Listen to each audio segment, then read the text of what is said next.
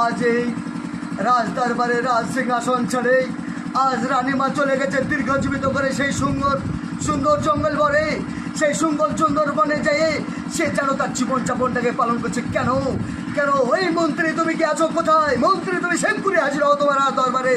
আমি তোমাকে বলেছিলাম তোমার রানীমাকে তুমি দেখবে, তোমার রানীমাকে তুমি পহরাদার দেবে, যাতে তোমার রানীমার কোনো ত্রুটি না হতে পারে।